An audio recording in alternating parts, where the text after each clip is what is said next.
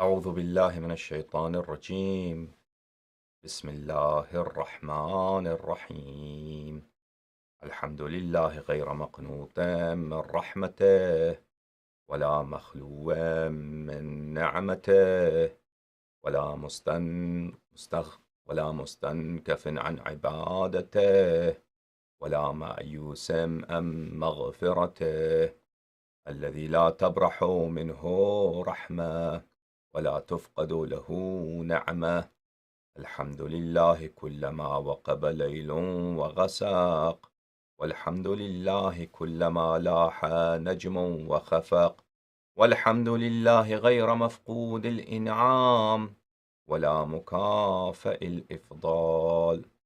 ثم شرائف صلواته ونوامي بركاته على عمينه على وحيه، ونجيبه من خلقه، وصفيه من عباده، إمام الرحمة وقائد الخير ومفتاح البركة، سيدنا ومولانا أبي القاسم المصطفى محمد، وعلى أهل بيته الطيبين الطاهرين الذين أذهب الله عنهم الرجس وطهرهم تطهيرا، ولا سيما بقية الله في الأرضين وحجته في العالمين، روحي وأرواح العالمين لتراب مقدمه فداء، واللعن الدائم على أعدائهم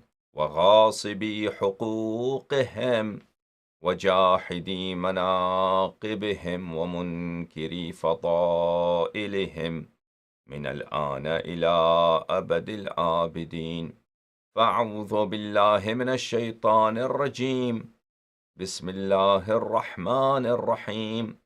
أم لهم شركاء شرعوا لهم من الدين ما لم يأذن به الله، ولولا كلمة الفصل لقضي بينهم، وإن الظالمين لهم عذاب أليم. صدق الله العلي العظيم.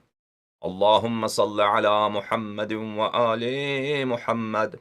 اللهم كن لوليك الحجة ابن الحسن صلواتك عليه وعلى آبائه في هذه الساعة وفي كل ساعة وليا وحافظا وقائدا وناصرا ودليلا وعينا، حتى تسكنه أرضك طوعا وتمتعه فيها طويلا. اللهم صل على محمد وآل محمد وعجل فرجهم الشريف. اللهم لعن أول ظالم ظلم حق محمد وآل محمد، وآخر تابع له على ذلك. اللهم لعن العصابة التي جاهدت الحسين وشايعت وبايعت وتابعت على قتله. اللهم لعنهم جميعا. السلام عليك يا أبا عبد الله، وعلى الأرواح التي حلت بفنائك. عليك مني سلام الله أبدا ما بقيت وبقي الليل والنهار، ولا جعله الله آخر العهد مني لزيارتكم. السلام على الحسين وعلى علي بن الحسين وعلى أولاد الحسين. اللهم صل على محمد وآل محمد. اللهم كن لوليك الحجة بن الحسن صلواتك عليه وعلى آبائه في هذه الساعة وفي كل ساعة وليا وحافظا وقائدا وناصرا ودليلا وعينا، حتى تسكنه أرضك طوعا وتمتعه فيها طويلا. اللهم صل على محمد وآل محمد. मेरे मुअज़्ज़ज़ नाज़रीन, आपकी खिदमत में अर्ज़ सलाम है। अस्सलामु अलैकुम व रहमतुल्लाहि तआला व बरकातुहू। परवरदिगार आलम अमीरुल मोमिनीन अलैहिस्सलातु वस्सलाम के सदक़े उनकी मोहब्बत को हमारे दिलों में एक लम्हे के लिए भी कम न फरमाए, और हर लहज़ा हर दिन اور ہر آن ان کی محبت میں ہمارے دلوں میں اور ہمارے آل و اولاد کی دلوں میں اضافہ فرمائے، اور ہمیں اہل بیت اطہار علیہم الصلاۃ والسلام کے سچے، مخلص اور صادق پیروکاروں میں شمار فرمائے۔ ہمیں مولا امام عصر علیہ الصلاۃ والسلام کی خدمت اور ان کے لیے جان نثاری اور ان کے لیے جان فشانی اور ان کے لیے خدمت کرنے کا توفیق عنایت فرمائے، اور پروردگار عالم ہمارے گناہوں کی مغفرت کرے، اور روز قیامت ہمیں شفاعت اہل بیت علیہم الصلاۃ والسلام نصیب و روزی فرمائے۔ اللہم صل علی محمد وآل محمد وعجل فرجہم الشریف۔ میرے معزز ناظرین، کلام چل رہی ہے تقلید کے متعلق کہ تقلید کے دلائل کیا ہیں۔ سب سے اہم تقلید کی جو دلیل ہے وہ عقلی دلیل ہے، سیرہ عقلاء پر مشتمل۔ سیرہ عقلاء پر مشتمل یہ دلیل اس طرح سے اس کا بیان ہے کہ دیکھیے کہ عالم میں جو عاقل حضرات رہتے ہیں، جس بھی معاشرے میں رہتے ہیں، ان کا طریقہ کار یہی ہوتا ہے کہ جس چیز کو ایک شخص نہیں جانتا وہ جاننے والے شخص سے رجوع کرتا ہے اور اس سے سیکھتا ہے اور اس کے مشورے پر عمل کرتا ہے۔ یہ زندگی کے مختلف شعبوں میں، ہر شعبے میں یہی کام ہوتا ہے۔ انسان کو اگر کوئی چیز نہیں آتا ہو، چاہے وہ جاہل شخص مرد ہو یا عورت ہو، شہری ہو یا دیہاتی ہو، بزرگ ہو یا کم سن ہو، جو بھی چیز اس کو نہ آتا ہو تو اس کو جاننے کے لیے جاننے والے شخص سے رجوع کرتا ہے اور اس سے سیکھتا ہے۔ یہی معاملہ دین میں بھی ہے کہ انسان دین کا قانون کیا ہے، حلال و حرام کے احکام کیا ہیں، اس میں جو متخصص لوگ ہیں ان کو کہتے ہیں مجتہدین۔ اس مسائل حلال و حرام شرع میں مجتہدین سے رجوع کیا جاتا ہے، اور وہ لوگ ایسے لوگ ہیں کہ انہوں نے اپنی عمر انہی اس مسائل کے تحقیق پہ لگائی ہے اور صرف کیا ہے، تو ان سے بات سیکھتے ہیں اور ان کے مشورے پر اور ان کی رائے پر اور ان کے فتوے پر عمل کرتے ہیں۔ لذا تقلید جو ہے ایک نہایت عقلائی چیز ہے، اور بعض ان میں سے یہ بھی کہیں گے کہ یہ حکم عقل بھی ہے، کہ عقل انسان پہ حکم کرتا ہے کہ اگر آپ کو کوئی چیز نہیں جانتے ہیں تو آپ جاننے والے شخص کے پاس رجوع کریں۔ اب سیرہ عقلاء میں یا حکم عقل میں فرق کیا ہے، اس میں زیادہ جاننے کی ضرورت نہیں ہے۔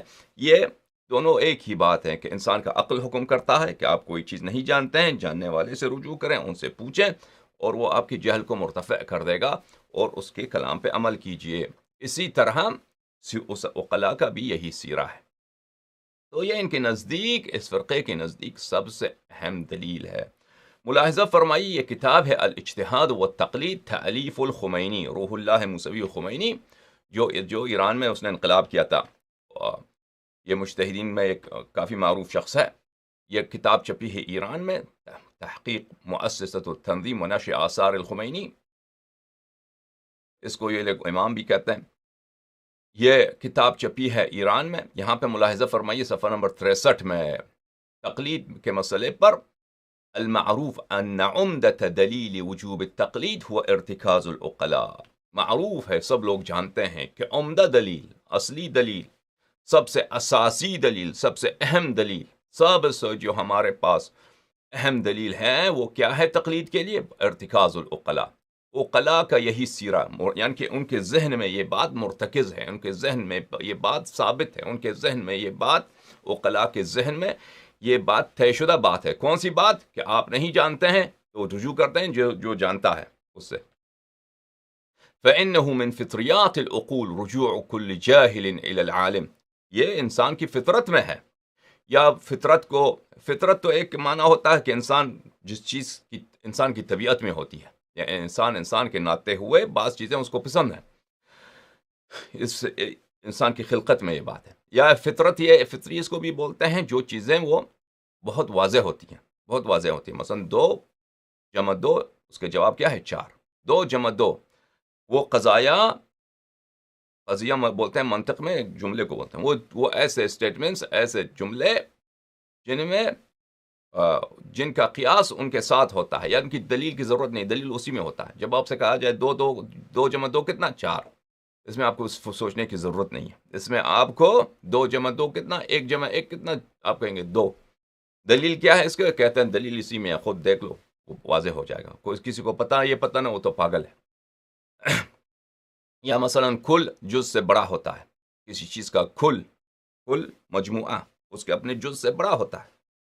یہ واضح بات ہے کہ کل جز سے بڑا ہوتا ہے. پاکستان بلوچستان سے بڑا ہے، پاکستان جو ہے اسلام آباد سے بڑا ہے، اسلام آباد پاکستان کا جز ہے. درست ہے نا؟ تو یہ فطریات اس کو بولتے ہیں، جو بہت ہی واضح بات ہو. یا فطریات اس کو کہیں گے جو انسان کی طبیعت میں ہوتی ہے، طبیعت اس چیز کی انسان کی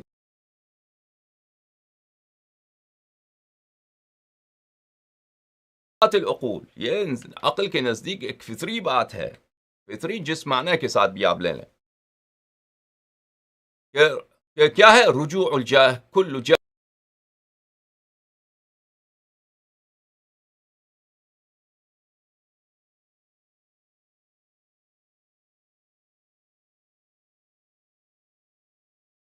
اس بدیہی بات کو اگر کوئی شخص آپ سے کہے کہ پاکستان اسلام آباد سے بڑا ہے، وہ کہیں نہیں مجھے نہیں مانتا، میں کہتا ہوں کہ اسلام آباد بڑا ہے، تو آپ کیا کہیں گے اس سے؟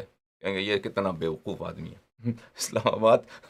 یا کوئی کہے کہ مثلا بلوچستان پاکستان سے زیادہ بڑا ہے، یا کراچی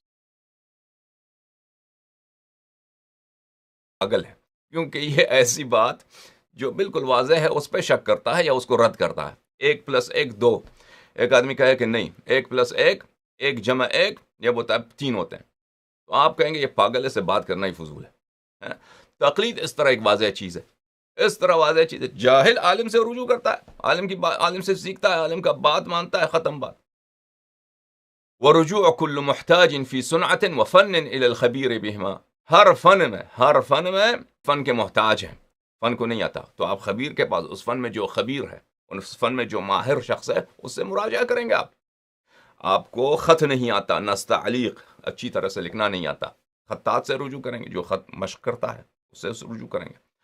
آپ پینٹنگ نہیں آتا، آپ کو گھر میں رنگ لگانا ہے، پینٹ کرنا ہے، نہیں آتا، پینٹر کو بلائیں گے کہ بھائی ادھر کیسے رنگ لگائے ہمیں سکھاؤ ذرا، یا خود تم رنگ لگاؤ. ٹھیک ہے کہ نہیں؟ تو ہر فن میں انسان اس کے فن کے خبیر سے رجوع کرتا ہے.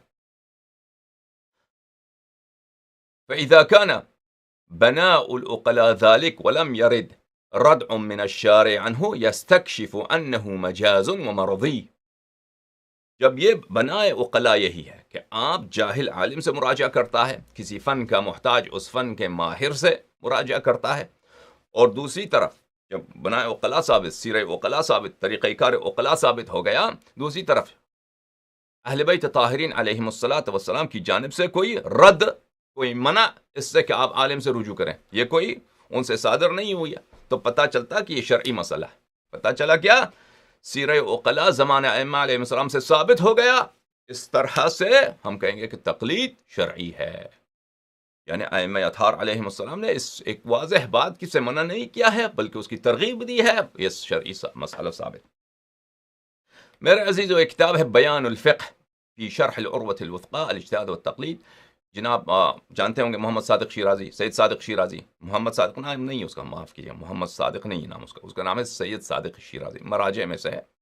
اس کا بڑا بھائی تھا محمد شیرازی، اس کا چھوٹا بھائی ہے، وہ مرجع بنا ہے اپنے بھائی کے موت کے بعد. یہ اس کی کتاب ہے بیان الفقہ الجزء الاول. یہ کتاب قم میں چھپی ہے. بیان الفقہ میں جو شرح عروۃ الوثقی ہے، سید کاظم یزدی کی جو کتاب ہے فقہ میں، اس کی شرح ہے. اس میں الاستدلال للتقلید للمصطلح بالعقل، الاستدلال للتقلید المصطلح ببناء العقلاء. عقل کے ساتھ بھی یہی دلیل ثابت کہ عقل کیا کہتا ہے آپ سے؟ عقل آپ کو حکم دیتا ہے کہ آپ کو نہیں آتا، عالم سے پوچھ لیجئے، عالم سے پوچھ لیجئے.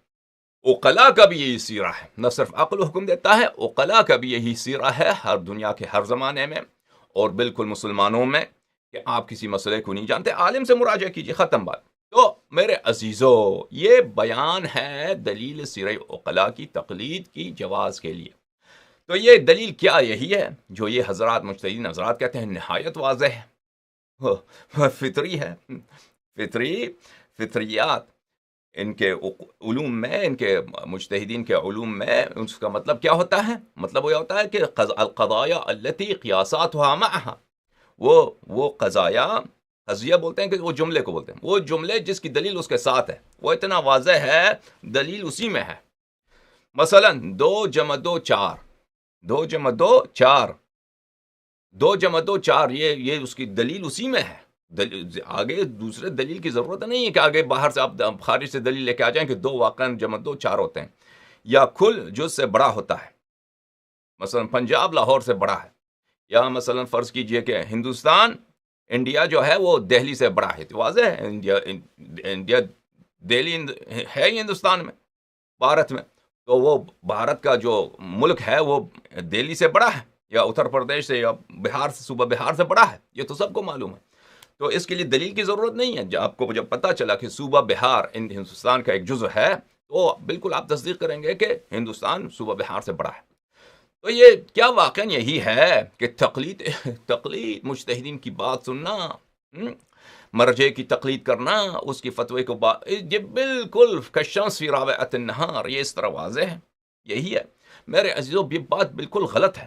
مجتہدین کا جو یہ بیان ہے، جو دلیل ہم نے آپ کی خدمت میں پیش کیا ہے، یہ ان کی سب سے بہترین دلیل ہے.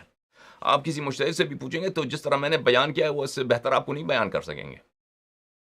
یہ بہت ہی غلط، بہت ہی گھٹیا دلیل ہے. اور اس دلیل میں کئی قسم کے مس انفارمیشن ہیں، کئی قسم کے مس انفارمیشن ہے. ایک مس انفارمیشن اس میں یہ ہے عزیزو، اور اس میں ہم آگے جا کر بات کریں گے. اور یہ مس انفارمیشن جو ہم بیان بنانے کہنے والے ہیں، یہ چھوٹی مس انفارمیشن نہیں ہے. یہ اتنی شرمناک باتیں ہیں مجتہدین کی، یعنی ان کے اجتہاد کی بنیاد، ان کی مرجعیت کی بنیاد، کیونکہ یہ خارج از مذہب لے کے آئے ہیں میرے عزیزو. مذہب اہل بیت علیہ السلام نور ہے، مذہب اہل بیت علیہ السلام سراسر طہارت ہے، سراسر قداست ہے.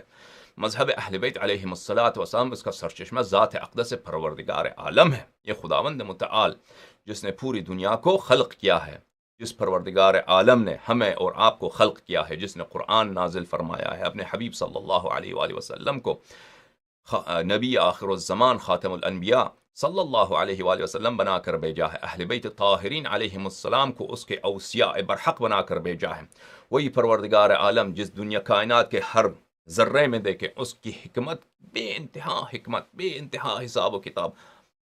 خلقت کے ہر درخت کے ہر پتے میں دیکھیں، ہر برگ میں دیکھیں تو اس کی حکمت اور اس کی ظرافت اور اس کی بے پناہ قدرت کا اور اس کی بے پناہ طاقت کا، پروردگار عالم کا آپ اس میں کرشمے دیکھیں گے، آثار بے نہایت دیکھیں گے کہ عقل انسان کا حیران رہ جاتا ہے. اس پروردگار نے ایک ایسا بے نقص دین بنا کر بھیجا ہے جو دین آل محمد علیہ السلام ہے. اب اس دین کو کوئی چھوڑ دے، اس دین کے ارکان کو کوئی چھوڑ دے، اہل بیت طاہرین علیہ السلام کی باتوں کو چھوڑ دے، وہ جا کے ابو حنیفہ کی باتیں سنیں، مالک ابن انس کی باتیں سنیں، سفیان ثوری کی باتیں سنیں، اور جو لوگ یعنی وہ لوگ حضرات، میرے آپ کی خدمت میں کیا عرض کروں، جو لوگوں نے اہل بیت علیہ السلام بالکل عامہ کے، عامہ امیہ کے جو ائمہ ہیں، جو علماء ہیں، چاہے ابو بکر ہوں، چاہے عمر ہو، چاہے ابو حنیفہ ہو، چاہے ان کے بڑے بڑے مشائخ ہوں جو معاصر تھے ائمہ طاہرین علیہ السلام سے، ان سے زیادہ گٹھیا خبیث دنیا میں آپ کو کہیں نہیں ملے گا. کیونکہ انہوں نے حق کو دیکھا، ائمہ طاہرین علیہ السلام کو دیکھا. اس کے باوجود انہوں نے نہ صرف شک کیا بلکہ انہوں نے یقین کیا کہ ان کی امامت پر، ان کی حقانیت پر، پھر بھی ان کی مخالفت کی. سمجھ میں آ رہی نا کہ آپ کسی کے حق و حقیقت کو جان لیں، کسی کی حقانیت کو جان لیں کہ یہ طاہر و مطہر ہیں، یہ معصوم ہیں، یہ من جانب اللہ ہیں، یہ اوصیاء رسول اللہ صلی اللہ علیہ وآلہ وسلم ہیں، یہ علم کے خزانے ہیں، ان کے در پر جبرائیل سجدے ادا کرتا ہے، اور ان کے ہر در کے خاک سے معجزات صادر ہوتے ہیں. اس کو جان کر، نہ کہ یہ پتہ نہ ہو، جان کر، یقین کر کے اس کے باوجود انہی کی مخالفت کرو، ان کے قاتلین کی حمایت کرو، بلکہ ان کے قتل میں شراکت کر دو.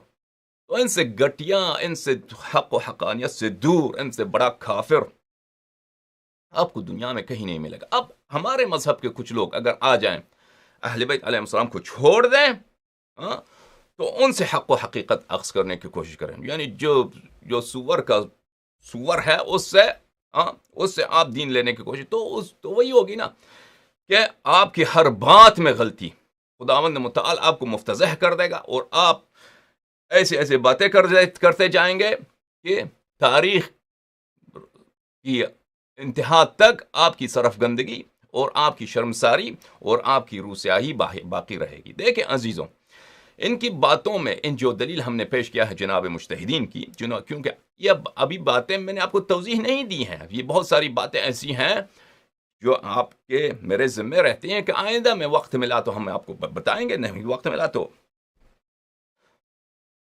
اس کے دلائل ظاہر کرنے کے اگر فرصت نہیں ملا تو ہمارا تقصیر نہیں ہے، ہمارا قصور نہیں ہے۔ مجتہدین کی جو باتیں ہیں یہ مخالفین سے ماخوذ ہیں، یہ سب دلائل تقلید، یہ اصل تقلید، یہ اصل اجتہاد، یہ اہل بیت علیہ الصلوۃ والسلام کی مذہب سے کوئی اس کا کوئی علاقہ ہی نہیں ہے، یہ مخالفین سے ماخوذ ہیں، اور مخالفین سے یہی باتیں سیکھ کر یہ آپ کے مذہب میں انہوں نے پھیلایا ہوا ہے۔ ان کی تقلید کی اساس کئی ایک جھوٹی باتوں پر ہیں۔ دیکھیں عزیزوں، اور ان جھوٹی باتوں کو بیان کرنے کے لیے، کیونکہ ان جھوٹی باتوں کو، ان غلط باتوں کو ان مجتہدین حضرات، کیونکہ ان کا شیعوں کے مقدرات پر ان کا ہی کا قبضہ ہے، منابر پر انہی کا قبضہ، مدارس پر انہی کا قبضہ، مؤلفین ہیں تو انہی کے، جب ریلیجیس جو ہمارے مذہبی ڈونیشن ہوتے ہیں، اموال ہوتے ہیں، خون زکوٰۃ سب یہی لے کے چھاڑ لیتے ہیں۔ ہمارے جو نوجوان ہوتے ہیں ان کو دین سیکھنے کا شوق ہوتا ہے، مذہبی علم کا حاصل کرنے کا شوق ہوتا ہے، وہ انہی کے جا کر شاگرد بنتے ہیں۔ تو انہوں نے جھوٹ، ایسے جھوٹ جو ہم بھر کر پھیلائے ہیں، نشر کیے ہیں، تاکہ ان کو بیان کرنے میں کافی وقت لگتا ہے۔ ان کے جھوٹوں میں سے کئی ایک جھوٹ ہے، ایک جھوٹ ہے مثلا کہ اہل بیت علیہ الصلوۃ والسلام کی بات کو عوام لوگ نہیں سمجھ سکتے، اگر کوئی سمجھنے کی کوشش کرے تو وہ خود فقیہ ہوتا ہے، وہ مجتہد ہوتا ہے۔ ایک بات ان کی یہ ہوتا ہے کہ ہماری کتابوں میں کوئی صحیح کتاب ہے ہی نہیں، ہماری احادیث کون سی صحیح حدیث، وہ مجتہدین کو بھی نہیں، بہت مشکل سے پتہ چلتا ہے، محققین کو بھی بہت مشکل سے پتہ چلتا ہے۔ سچ اور جھوٹ اس میں ایسے ملی ہوئی ہیں ان کتابوں میں، سچ اور جھوٹ ایسی ملی ہوئی ہیں ان کتابوں میں کہ وہ تو بہت تحقیق کے بعد، جو بہت بڑے محقق ہوتے ہیں پھر بھی ان کو بھی غلطی ہو جاتی ہے۔ سمجھ میں آ رہی؟ یہ ان کے دوسری جھوٹ ہے۔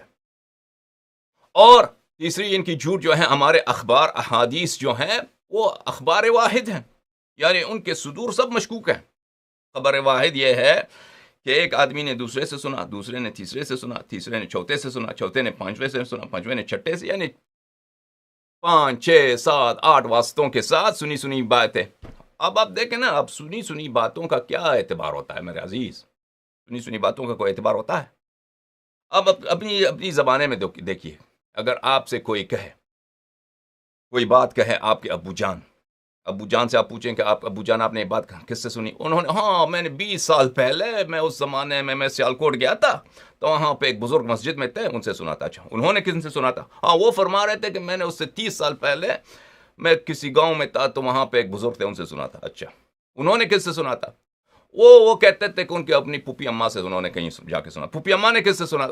اس طرح اس بات پر ایسی باتوں کا کوئی اعتبار ہوتا ہے میرے عزیز؟ اگر یہ کوئی علمی بات ہوتی ہے، اس پر کسی کو یقین آتا ہے، اعتبار، ایسی باتوں پہ اعتبار کرنا بیوقوفی ہوتا ہے، آپ کے نزدیک نہیں ہوتا؟ اگر آپ ایک وسائط کے ساتھ، اتنے متعدد وسائط کے ساتھ، اور وہ وسائط وہ سب سنی باتیں، ان میں سے بہت سارے مجہول ہوں، تو ان پہ کوئی اعتبار ہوتا ہے؟ ان کے نزدیک میرے عزیز ہمارے کتابوں میں سچ اور جھوٹ ایسی ملی ہوئی ہیں۔ یہ سب باتیں کہاں سے لے کر آئیں؟ یہ مخالفین سے لے کر آئیں، کیونکہ مخالفین کے احادیث یہی ہیں، مخالفین کے احادیث یہی ہیں۔ اب میں انشاءاللہ تبارک و تعالیٰ کبھی آپ کے متعلق، اپنے احادیث کے متعلق بات کروں گا کہ ہمارے احادیث نہایت ہی متقن ذرائع کے ساتھ، ہمارے احادیث ائمہ طاہرین علیہ الصلوۃ والسلام کے حیات میں لکھے جاتے تھے، ان کے شاگرد لکھتے تھے۔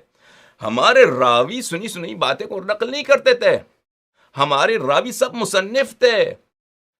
یہ بے وقوف، اتنا گزند عزیزو، دنیا میں 2 طبقے ہیں جن سے ان حق کو، مذہب رسول اللہ صلی اللہ علیہ وآلہ وسلم کو سب سے زیادہ گزند پہنچتا ہے، آزار پہنچتا ہے، اذیت پہنچتا ہے۔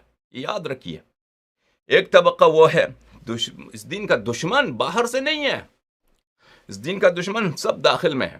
ایک طبقہ وہ ہے جو غاصبین فدق کی دفاع کرتے ہیں، وہ مولوی حضرات ادھر ادھر آپ کو نظر آتے ہیں جو غاصبین حق امیر المؤمنین علیہ الصلوۃ والسلام کی دفاع کرتے ہیں، جو قاتلین صدیقہ طاہرہ سلام اللہ علیہا کی ترویج کرتے ہیں، ان کی امامات، ان کے فضائل، جھوٹے فضائل لوگوں کو سنائیں. ایک وہ طبقہ ہے. اور ایک طبقہ ہے جو ہمارے اسی لباس، اسی مذہب کے داخل سے، انہی کی باتوں کو اسی مذہب کے داخل سے ایسے انداز میں کہیں گے کہ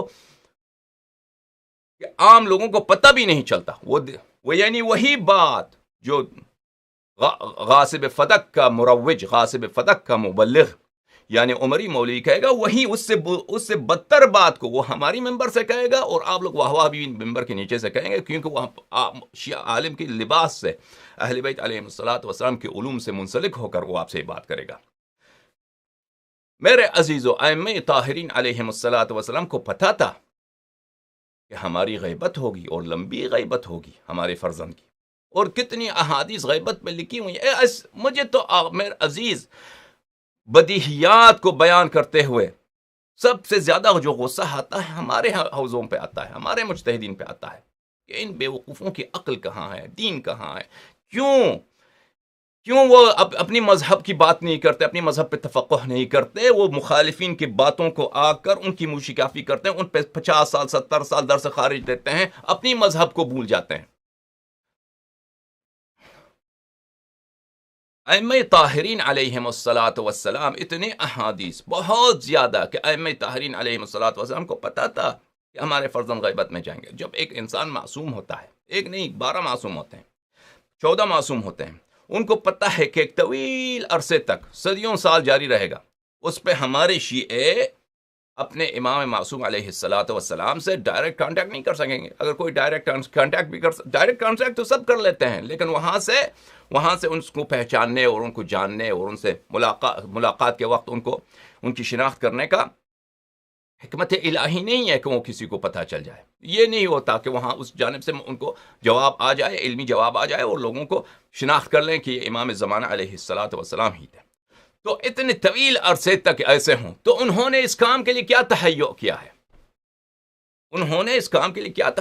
اگر ان کو پتہ تھا کہ اتنے طویل عرصہ لوگ، ابھی یہ غیبت کے زمانے، غیبت صغرا کی ابتدا سے اب تک 1100 تقریباً فرض کیجیے کہ 90 سال گزر چکے ہیں، 1190 سال کی لگ بھگ ہماری لحاظ سے ان کو، اور اس سے زیادہ بھی احتمال ہے کہ جاری رہے.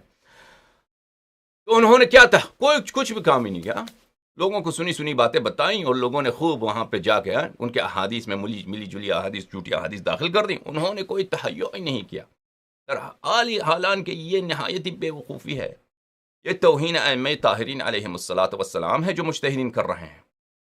ائمہ طاہرین علیہم الصلوۃ والسلام کے شاگرد وہ مصنف تھے، مؤلف تھے. آپ کتاب الرجال دیکھیے، کتاب الرجال جو شیخ طوسی صاحب کی ہے، فہرست اسامی مصنفی الشیعہ، فہرست اس کا نام ہی یہی ہے، رجال طوسی کے نام سے معروف ہے، فہرست اسامی مصنفی الشیعہ. فہرست ہے کس کا؟ فہرست ہے مصنفین، جو سب مصنف تھے، 6000 مصنف، 6000 امام صادق علیہ الصلوۃ والسلام کے شاگردوں میں، 6000. اس سے پہلے امام باقر علیہ الصلوۃ والسلام کئی ہزار مصنف تھے، کئی ہزار کتب تھے. یہ کتب اس زمانے میں کتابیں لکھی گئیں، اور یہ کتابیں موجود تھیں، اور یہ کتابیں کئی نسلوں تک، کئی صدیوں تک شیعوں کے درمیان تھیں، جب علماء شیعہ نے پشت کیا اہل بیت طاہرین علیہم السلام کی طرف اور کہا کہ ہم مجتہد بنتے ہیں. حدیث کی کیا ضرورت ہے؟ حدیث کی کیا ضرورت؟ اجتہاد کرتے ہیں. تو یہ کتابیں کھوتی گئیں، گم ہوتی گئیں، اور اب ان کتابوں میں سے بہت کم رہ گیا. لیکن جو مرحوم کلینی نے نقل کیا ہے، وہ انہی کتابوں میں سے نقل کیا جو اصحاب ائمہ علیہ السلام نے لکھا ہے. انہی کتاب مرحوم صدوق نے نقل کیا ہے، انہی کتابوں میں سے نقل کیا ہے جو یقینی طور پر اصحاب ائمہ علیہ السلام نے لکھا ہے. اور شیعہ جماعت کے پاس اس زمانے میں یہ کتابیں ثابت شدہ تھیں 100%. اب میں بہت دور گیا اس بحث، اصل بحث کیا ہے کہ ہماری احادیث میں اس بات کو صحت احادیث کی طرف، شیعہ حدیث کی صحت کی طرف اشارہ کرنے پر اس لیے مجبور ہوا کہ اتنی جھوٹ ہمارے مذہب کے متعلق ہمارے ہی علماء نے دنیا میں نشر کیے ہیں کہ وہ نواسب کے جواب دینے سے پہلے ان کے جواب دینے میں بہت وقت لگتا ہے، ان کے جواب دینے میں عمر گزر جاتا ہے. ان لوگوں نے ہمارے اپنے مذہب کے اندر رہ کر انہوں نے عمریہ علوم کو اتنا سیکھا، علم ہمارے امام زمان علیہ الصلوۃ والسلام کے مال کھا کر عمر کی انہوں نے خدمت کی، عمریہ باتوں کو انہوں نے پھیلایا، اور ہمارے ہی مذہب کے خلاف، ہمارے ہی اہل بیت الطاہرین علیہم الصلوۃ والسلام کے احادیث کے خلاف انہوں نے شکوک اور شبہات پھیلا دیے۔ تو میرے عزیز، مجتہدین کی جو دلیل عقلی ہے، ایک بات ان کی یہ ہے، اور یہ ہم صاحب آگے جا کر انشاءاللہ زیادہ تفصیل کے ساتھ ان مقدمات کی ابطال کریں گے۔ ابھی آپ میں مقدمہ وار آپ کی خدمت میں پیش کر رہا ہوں عزیزو۔ آپ فہرست کے ان لحاظ سے ان کو ذہن میں رکھیے، ان ارکان کو، اور ہر رکن پہ ہم جا کر آگے بات کریں گے۔ پہلا رکن ان کا یہ ہے کہ عوام لوگ حدیث کو نہیں سمجھ سکتے، اگر وہ سمجھ لیں تو وہ خود مجتہد ہوتے ہیں۔ یہ نہایت بے وقوفی ہے ان کی، یہ خباثت ہے ان کی۔ آپ لوگ حدیث غدیر کو نہیں سمجھتے؟ میں آپ سے پوچھتا ہوں شیعہ حضرات، آپ جو میری تقریر کو سن رہے ہیں، آپ مجتہد ہیں، شاید ان میں مجتہدین بھی ہو، بہت سارے مجتہد بھی نہیں ہیں، ٹھیک ہے کہ نہیں؟ آپ حدیث غدیر آپ کو سنایا جائے آپ نہیں سمجھیں گے؟ سمجھ لائیں گے، کیوں نہیں سمجھیں گے؟ حدیث قصہ آپ کو سنایا جائے آپ نہیں سمجھیں گے؟ آپ سمجھ جائیں گے، کیوں نہیں سمجھ جائیں گے؟ آپ کو عربی آتی ہے؟ نہیں آتی ہے آپ کو عربی، ٹھیک ہے کہ نہیں؟ آپ کو اردو آتی ہے، پنجابی آتی ہے، آپ کی اپنی زبان میں وہ حدیث غدیر آپ کو سنایا جائے، حدیث منزلت سنایا جائے، حدیث ثقلین سنایا جائے، حدیث قصہ سنایا جائے، حدیث بہت ساری ہیں، وضو کے متعلق حدیث سنایا جائے، آپ نہیں سمجھیں گے؟ یہ کیا بکواس ان کی، یہ اپنے آپ کو 70 سال لگاتے ہیں، واللہ یہ عجیب ہے بخدا، یہ عجائب میں سے ہیں کہ یہ اتنے محقق ہیں، اتنے تیز ذہن ہیں۔ ہمارے جو مجتہدین ہیں یہ بیوقوف نہیں ہیں، لیکن خدا نے ان کو ایسا مار لگایا ہے نا، کیونکہ راستہ چھوڑ دی انہوں نے، راستہ چھوڑ دی صراط اہل بیت علیہم السلام کی، راستے لگ گئے سفیان ثوری کے راستے پر، لگ گئے کس پہ؟ ابو حنیفہ کے راستے پر۔ تو یہ سامنے حقیقت کو نہیں دیکھتے کہ بھائی کیا بکواس کرتے جا رہے ہو، لوگ حدیث کو نہیں سمجھے۔ کس نے کہا ہے، کس بیوقوف نے، کس احمق نے کہا کہ لوگ جا کے خود وسائل الشیعہ پڑھیں، خود لوگ جا کر خود جا کے من لا يحضره الفقیہ پڑھیں؟ یہ تو سب کو معلوم کہ وہ نہیں پڑھ سکتے۔ اسی طرح کہ سب لوگ جا کر عروۃ الوثقیٰ بھی نہیں پڑھ سکتے، سب لوگ جا کے رسالہ عملیہ بھی نہیں پڑھ سکتے۔ رسالہ عملیہ چاہے کسی بھی مجتہد کا، وہ اصل میں عربی میں ہوتا ہے، اس کو طلاب جو ہیں وہ ترجمہ کرتے ہیں اردو میں، فارسی میں، انگلش میں، زبان دنیا کے مختلف زبانوں میں ترجمہ کرتے ہیں، پھر اس کے ساتھ نہ صرف ترجمہ کرتے ہیں، اس کے ساتھ اس کے توضیح کے لیے اور بھی کتب لکھتے ہیں، پھر اس کے ساتھ جا کر گاؤں جا کے اس کتاب کی تدریس بھی کرتے ہیں، ہے کہ نہیں؟ تو اب بے وقوفو، اپنے آپ کو تم نے مجتہد کا نام رکھا ہے۔ مجتہد تو اہل بیت علیہ السلام کے مذہب میں گالی ہوتا ہے کسی کو۔ آپ اہل بیت علیہ السلام کے احادیث کو میں انشاءاللہ اجتہاد کے متعلق کبھی نکال کے دیکھوں گا، اتنی عقل نہیں ہے ان کو۔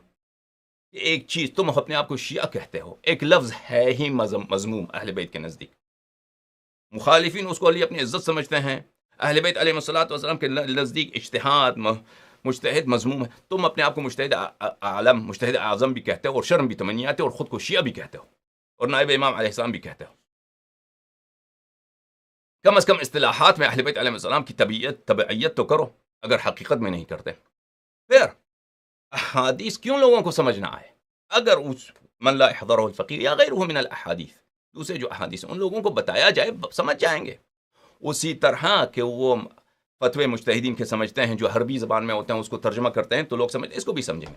تو میرے نزدیک عزیز، یہ ان کی مرجعیت اور اجتہاد کی سب سے اساسی رکن یہی ہے، مرجعیت اور اجتہاد و تقلید کی، کہ لوگ نہیں سمجھ سکتے۔ یہ بکواس ہے، یہ جھوٹ ہے۔ اگر آپ کسی کے لیے حدیث غدیر کا ترجمہ کر رہے ہیں، وہ اس کو بتائیں کہ حدیث صحیح ہے، اگر اس کو شک بھی آپ کے ترجمے پہ آ جائے یا آپ کے قول پہ آ جائے کہ حدیث صحیح ہے، نہیں، وہ دوسرے مولوی سے پوچھے گا، دوسرے مولوی سے پوچھے۔ وہ ایسا مطلب نہیں کہ اس کو، وہ ہے عام لوگ عربی نہیں پڑھ سکتے، ہم مانتے ہیں، لیکن وہ پاگل نہیں ہوتے۔ اس کا مطلب یہ نہیں کسی کو عربی نہیں آتی وہ پاگل بیوقوف ہوتا ہے، عاقل ہے۔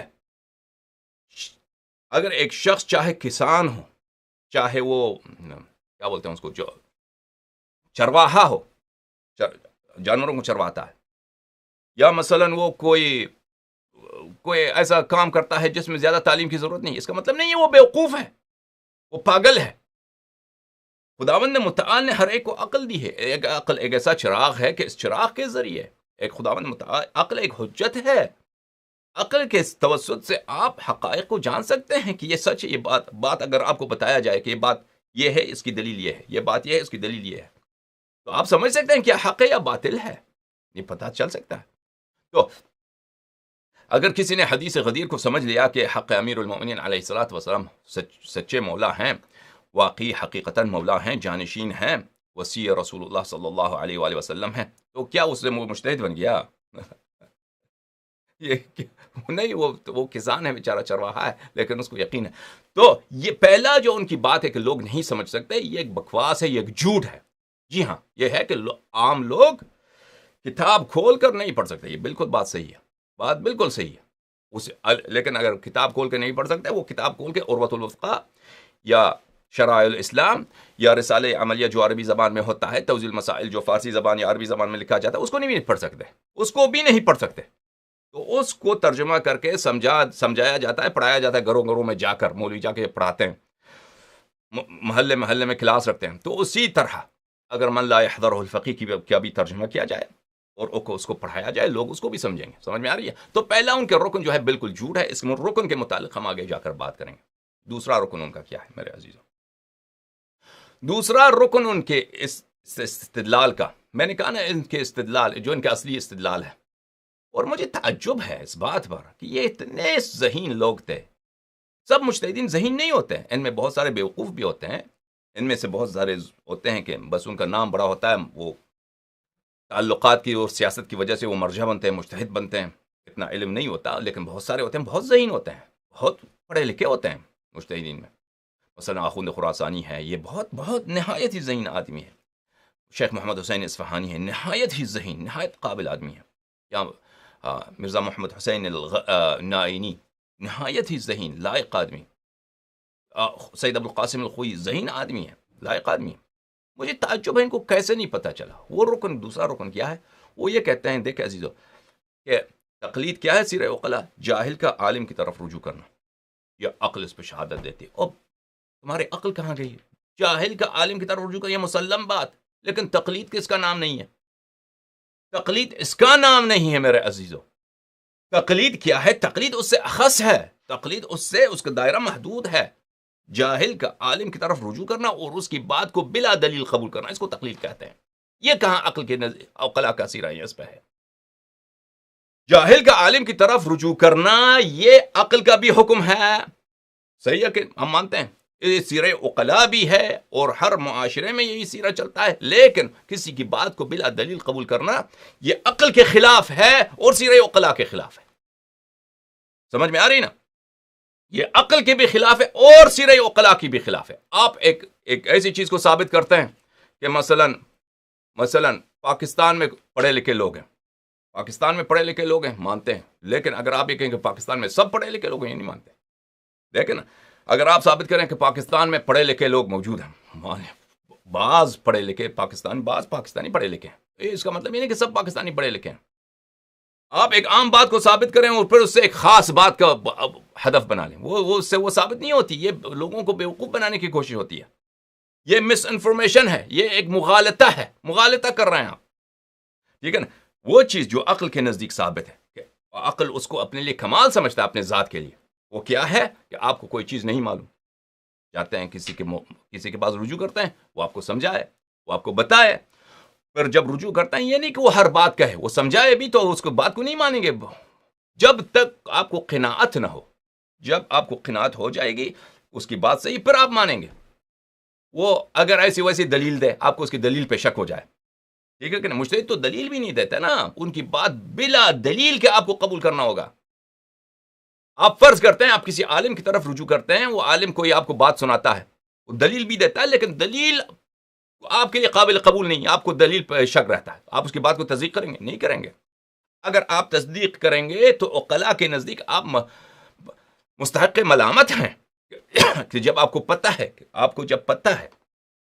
ان کی یہ دلیل صحیح نہیں لگ رہی، ان کی یہ دلیل مشکوک ہے، تو آپ کیوں تصدیق کر رہے ہیں؟ سمجھ میں آ رہی نا؟ اسی طرح یہ عقل کے نزدیک سیرہ عقلاء بھی یہی ہے. عقلاء کے نزدیک جو چیز قابل ممدوح ہے، جو چیز قابل مدح ہے وہ ہے کہ عالم کے پاس رجوع کریں اور اس سے سیکھ لیں، اس سے اپنا جہل مرتفع کریں، نہ کہ اس کی بات بلا دلیل قبول کریں، بلا دلیل قبول کریں۔ میرے عزیز، میں یہاں پر مجتہدین کے کچھ کلمات آپ کو دکھاؤں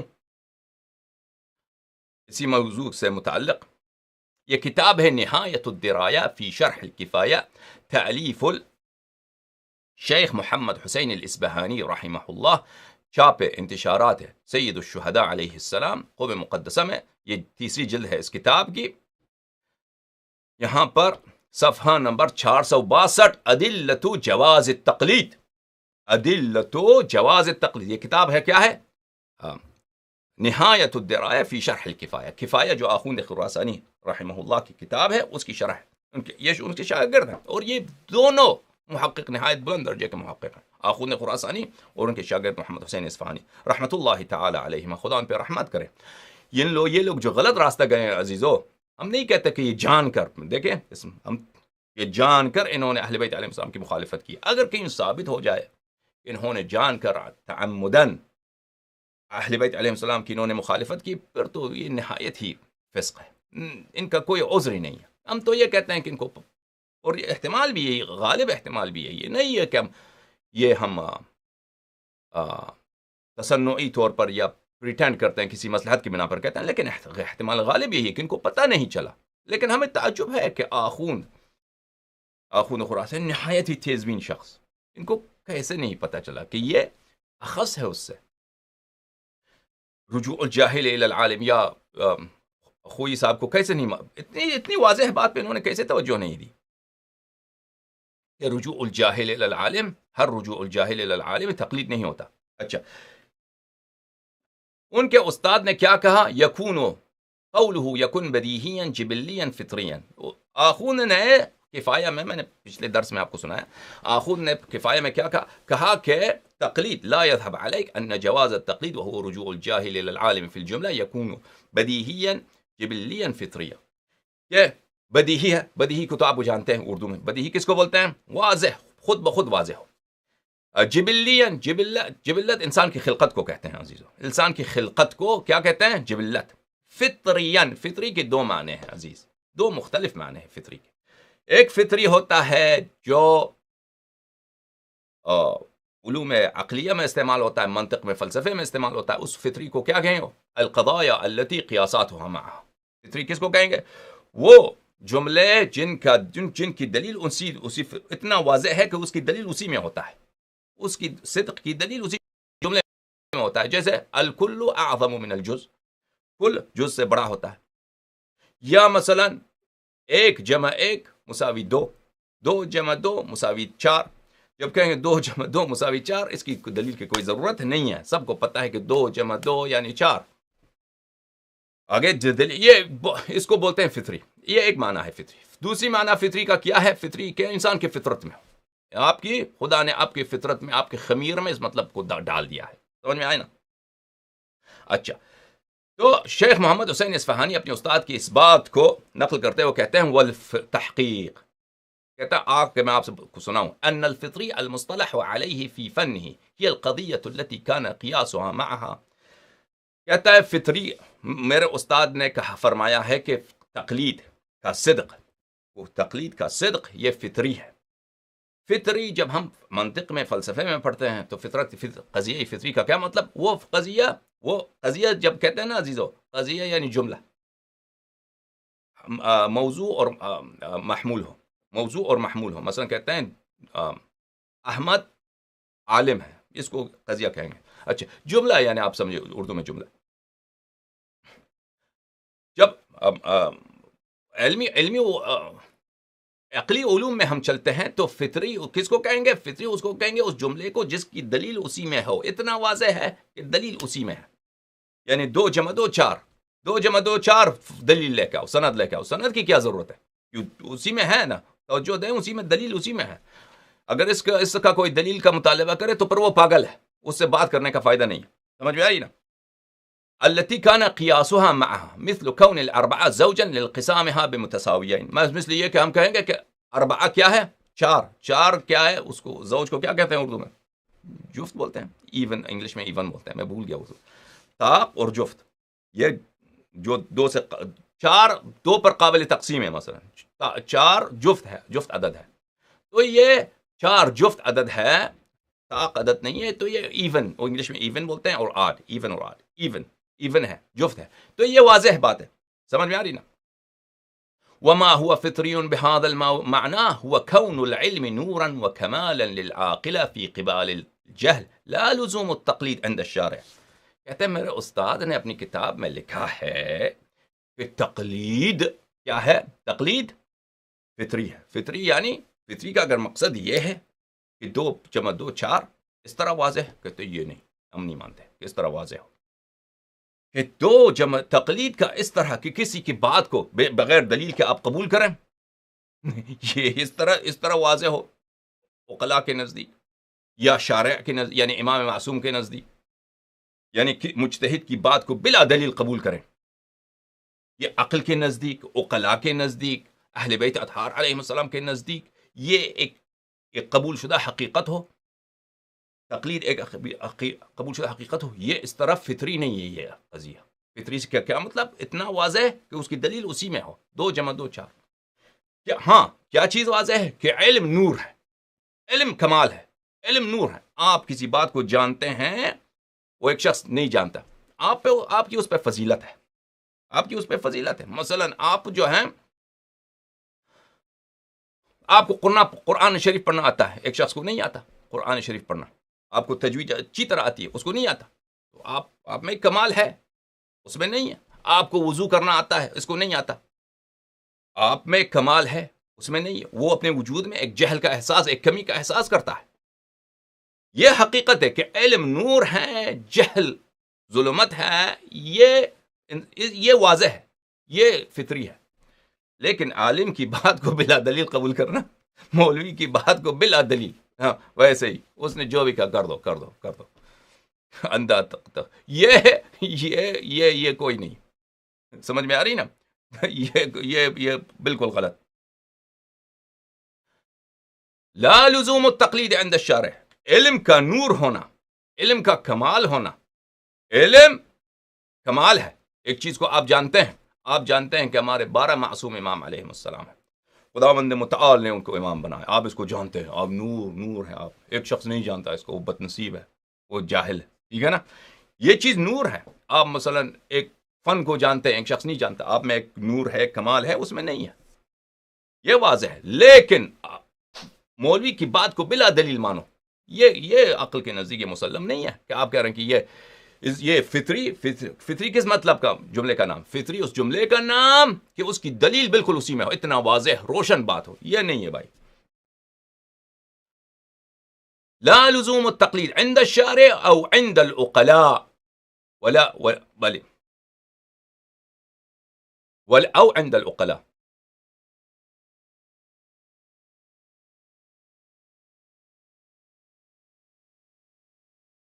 ولا عند العقلاء، عقلاء کے نزدیک بھی ہم کہیں کہ یہ مولوی کے بات کو آپ بلا دلیل قبول کر لیں، عقلاء کے نزدیک یہ ایک مسلم بات ہے. عقلاء کے نزدیک ایک مسلم بات نہیں ہے، بلکہ عقلاء کے نزدیک حقیقت، یہ عقلاء کے نزدیک یہ قبیح ہے. کسی کی بات بھی آپ بلا دلیل قبول کریں، عقلاء کے نزدیک یہ غلط بات ہے، اچھی بات نہیں ہے. ولا نفس الرفع الجہل بعلم العالم. اسی طرح جس قضیہ کو ہم کہتے ہیں فطری قضیہ، اس کو بولتے ہیں جس کی دلیل اسی میں ہو. عالم سے علم سیکھنا، عالم سے اپنی علم کو رفع کرنا، یہ عالم کو سے علم سیکھنا، یہ بھی کہ فطریات میں سے ہو. کس لحاظ سے؟ کہ اس کی دلیل اسی میں ہو. جیسے 2 + 2 = 4، 2 جمع 2 4، یا 4 جو ہے جفت عدد ہے، 4 جفت عدد ہے. علم کا حاصل کرنا واجب ضروری ہے، اچھی بات ہے. یہ بھی اس طرح واضح نہیں ہے. وہ کہتے ہیں کہ یہ بھی واضح نہیں ہے. علم کو حاصل کرنا یہ فطریات میں سے نہیں ہے. علم کو حاصل کرنا انسان کی خلقت میں، انسان کی فطرت میں، انسان کی طبیعت میں اس کی طرف شوق ہے، لیکن اس طرح واضح نہیں ہے کہ علم کو حاصل کرنا، یہ ان کا فرمان ہے، علم کا حاصل کرنا کہ 2 جمع 2 4 ہوتے ہیں، اس طرح نہیں ہوتا. اچھا، والفطری بمعنى الجبلة والطبع شوق النفس الى کمال ذاتها او کمال قواها. اور اگر ہم فطری کا مطلب یہ کرتے ہیں کہ فطری کا مطلب کیا ہے؟ فطری کا مطلب یہ ہے کہ نفس، انسان کا نفس کسی چیز کی طرف مائل ہے، کسی چیز کا شوق رکھتا ہے. ہاں کہتے ہیں فطری، اس کا فطریات ان کو کہا جاتا ہے. کسی چیز کی طرف آپ شوق کرتے ہیں. ہم مانتے ہیں کہ اس میں کس بات کی کیا چیز فطری ہے؟ کیا چیز فطری ہے؟ نہ انسان کا نفس، انسان کی طبیعت علم کی طرف مائل ہے. انسان کی طبیعت علم کی طرف مائل ہے. انسان ایک چیز کو نہیں جانتا، اس کو جاننے کی اس کو خواہش ہوتی ہے. آپ جاہل کو جاہل کہتے ہیں، اس کو کیا ہوتا ہے؟ اس کو برا لگتا ہے کیونکہ وہ انسان کی نفس علم کی طرف، کمال کی طرف پہنچنے کی کوشش کرتا ہے. جو عالم کو عالم کہتے ہیں وہ خوش ہو جاتا ہے کہ مجھے عالم کہا گیا. اچھا، فرماتا ہے کیا؟ والفطری بمعنى الجبلة والطبع شوق النفس الى كمال ذاتها او كمال قواها لا لزوم التقليد شرعا او عند العقلاء. ٹھیک ہے، ہم مانتے ہیں کہ انسان کا نفس، انسان کی جو ذات ہے، خداوند متعال نے اس کو اس طرح طبیعت بنایا ہے کہ اس کی طبیعت میں ہے. فطری اب کہیں گے، فطری دوسری معنی میں. فطری دوسرا معنی کیا ہے؟ یعنی طبیعت کا میل، انسان کی طبیعت، انسان کی مزاج، انسان کی طبیعت کا میل. انسان، خداوند متعال نے انسان کو اس طرح بنایا. انسان کا میل کس طرف ہے؟ کہ علم حاصل کرے، علم حاصل کرے. اپنے اس کے قوہ عاقلہ، انسان کے قوہ عاقلہ کے لیے علم کیا ہے؟ کمال ہے. اپنے قوہ عاقلہ، انسان کے عقل کو علم کی زینت سے مزین کرے. یہ انسان کی طبیعت یہ مانتا ہے. لیکن یہ تقلید کا نام نہیں ہے. یہ تقلید کا نام نہیں ہے. آپ میں شوق ہے کہ علم حاصل کریں. تقلید کس کو کہتے ہیں؟ کسی کی بات کو بلا دلیل قبول کرنا. مولوی نے یہ فتویٰ دیا ہے. مولوی نے کیوں فتویٰ دیا؟ اس کے پاس دلیل ہوگی. وہ دلیل ہمیں نہیں بتا رہا. مرجع نے یہ فتویٰ دیا ہے، اس کی حدیث کیا ہے، دلیل کیا ہے، آیت قرآن، وہ نہیں بتا رہا. وہ اس کی بات کو آپ بلا دلیل کے قبول کر رہے ہیں. یہ انسان کی طبیعت اس کی طرف مائل نہیں ہے. فطری کو آپ جس بھی دو معنوں میں سے انتخاب کریں. فطری کا کیا مطلب؟ ایک معنی کہ وہ ایک بات جو بالکل بدیہی ہے، واضح ہے، اس معنی میں بھی تقلید نہیں ہے، تقلید فطری نہیں ہے. اور دوسری معنی یعنی انسان کی طبیعت، جس طرح اللہ نے انسان کو بنایا ہے، انسان کی فطرت اس طرف میل کرتی ہے، وہ بھی تقلید نہیں ہے. تقلید اس میں بھی نہیں ہے. سمجھ میں آیا نا؟ پھر فرماتا ہے نعم ثبوت الشوق الى رفع الجهل وجداني لا جبلي ولا فطري ورفع الجهل بعلم العالم جبلي فيصح ان يقال ان التقليد الموجب لارتفاع الجهل جبلي لا لزومه تعبدا من الشارع او من العقلاء.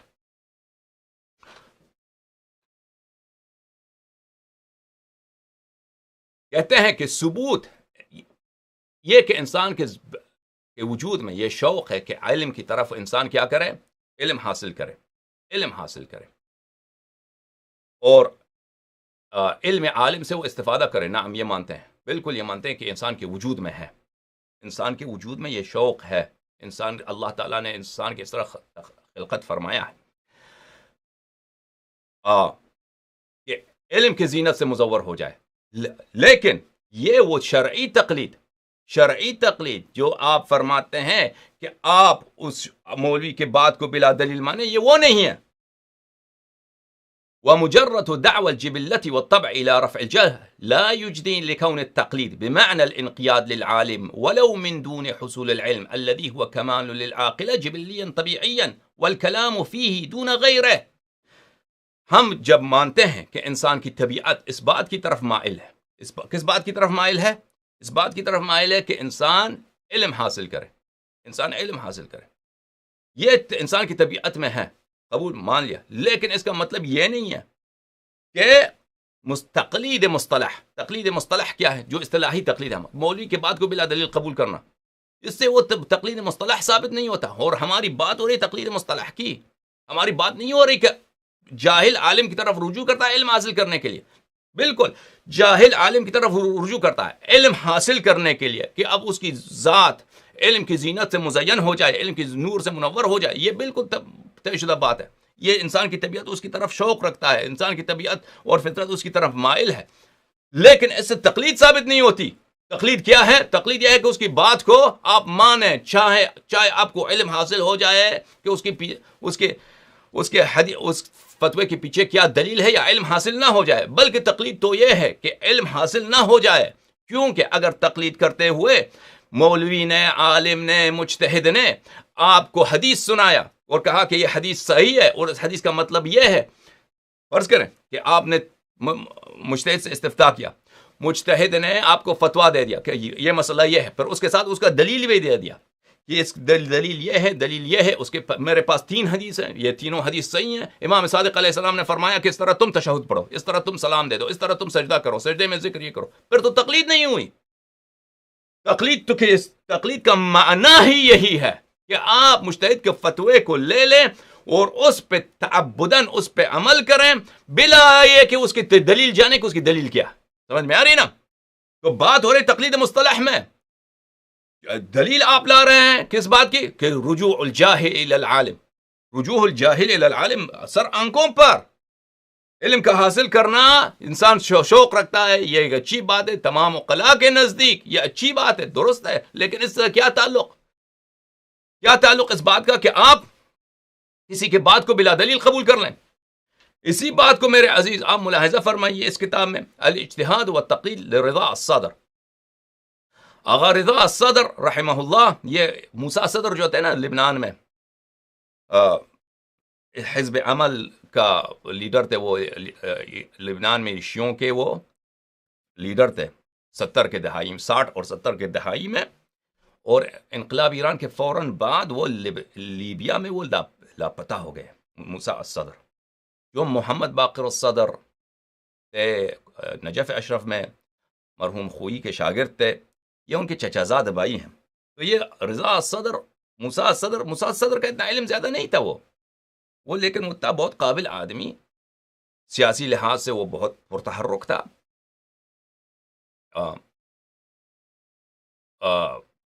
اس کا بڑا بھائی رضا صدر جو تھا وہ بہت بلند پائے کا عالم تھا، وہ اسفار، فلسفہ، فقہ اور اصول سب میں وہ بہت مہارت رکھتا تھا۔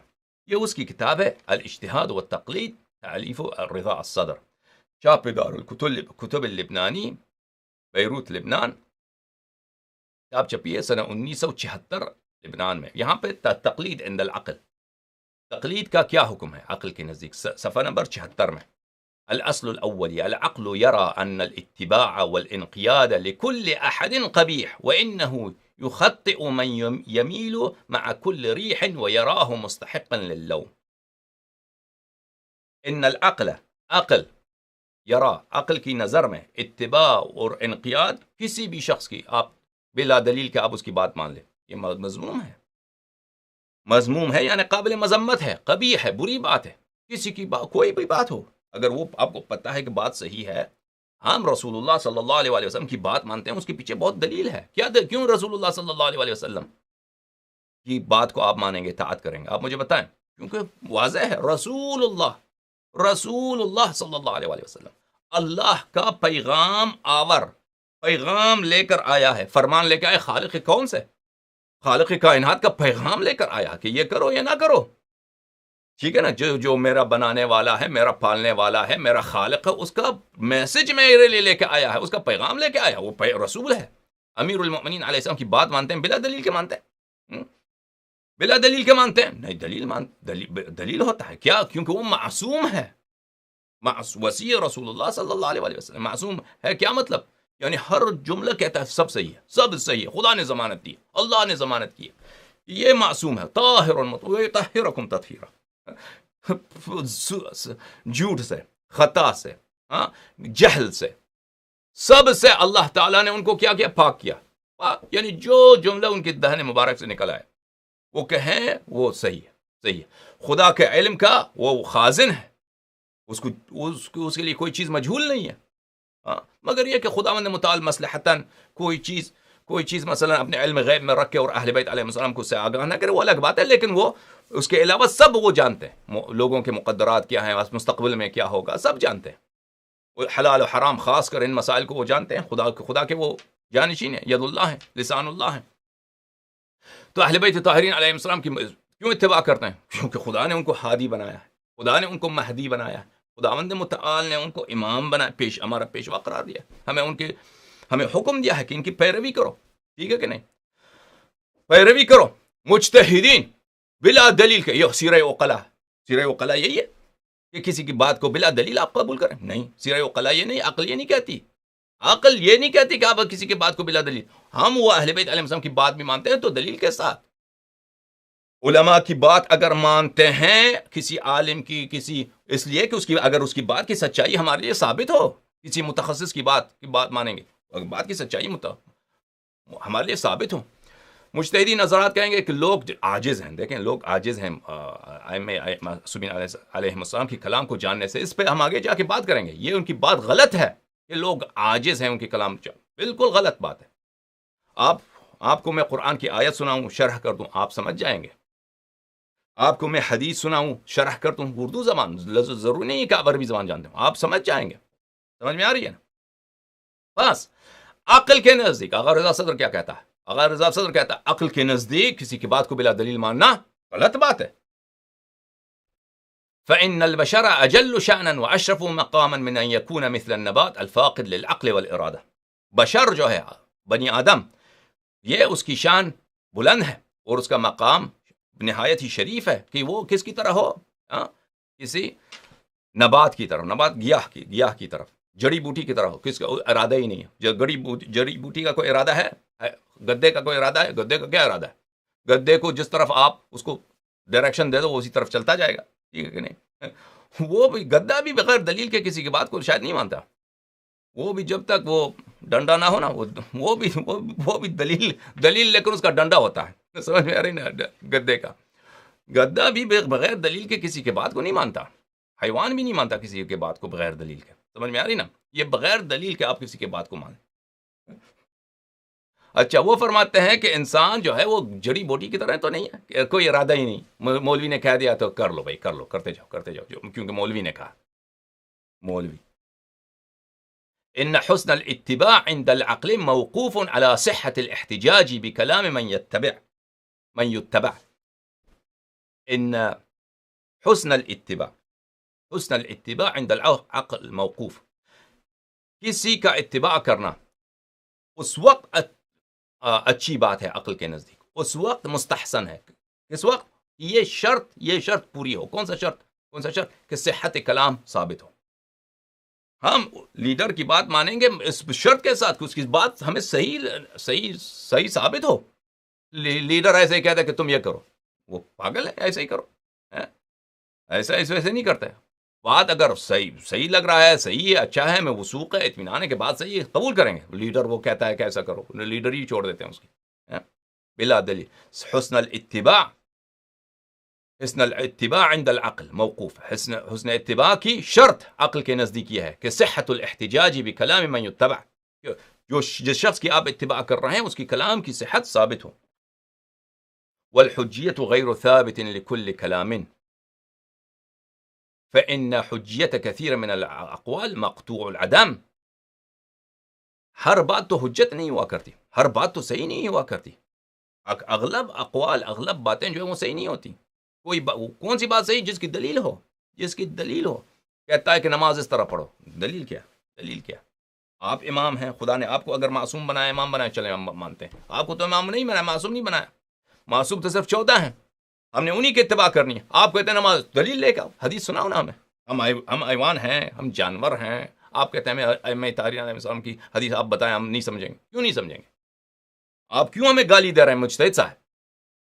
اگر آپ ہمیں اپنی فتوے کی جگہ وہ حدیث سنائیں کہ امام صادق علیہ السلام نے فرمایا کہ رکوع میں یہ پڑھو. یہ کیوں ہمیں نہیں سمجھ آیا؟ آخر ہمیں کیوں نہیں سمجھ آئے؟ کیوں ہماری بدتمیزی کر رہے ہو آپ؟ کیوں ہماری توہین کر رہے ہو؟ کیوں ہمیں تم جانور کہہ رہے ہو؟ کیوں تم ہمیں گدا سے بھی نیچ سمجھ رہے ہو؟ کہ ہمیں نہیں سمجھ آئے گی؟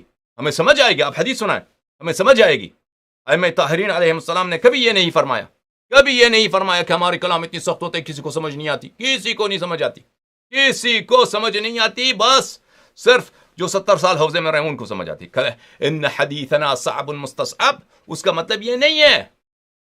یہ مجتہدین حضرات کی نہایت بے وقوفی ہے کہ وہ کہتے ہیں ان حدیثنا صعب مستصعب. اس کا مطلب ہے کہ ان کی حدیث کی سمجھ مشکل ہوتی ہے. یہ اس کا مطلب ہے ان حدیثنا صعب مستصعب لا يتحمله الا ملک مقرب او نبی مرسل اس کا مطلب یہ ہے کہ بعض احادیث اہل بیت علیہم الصلوۃ والسلام کی سخت ہوتی ہیں، نہیں ہے کہ الفاظ سخت ہوتے ہیں کسی کو سمجھ نہیں آتی، سمجھ سے مراد نہیں ہے، ان کی قبول مشکل ہوتی ہے۔